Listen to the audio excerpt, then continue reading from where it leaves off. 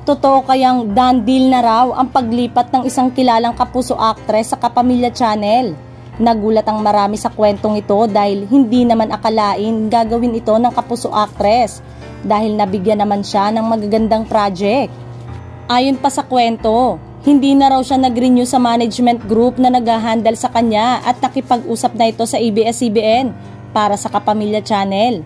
Kung ang ibang kapamilya artist ay gustong lumipat sa GMA7, eto namang si actress ay tatalon sa bakuran ng Kapamilya.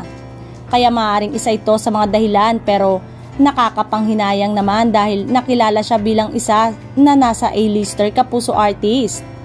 Ang napipintong paglipat ng kilala at mapagmahal na kapuso actress sa Kapamilya Channel ang pinag-uusapan sa isang group chat ng fans. Karamihan sa mga fans na ito ay supporters ng mga programa sa GMA7 kaya nalulungkot sila kung matutuloy ang paglipat ng aktres. Makakasama niya ang mga bigating aktor na hindi pa niya nakakatrabaho noon. Kaya maaaring isa ito sa mga dahilan kaya siya lilipat.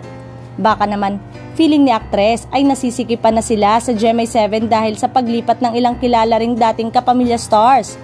Pagkatagal-tagal man ng negosasyon, sa Kapamilya pa rin ang tuloy. Noon pa pumuntok ang chika na gustong mag-over the backod ang mahusay na aktres.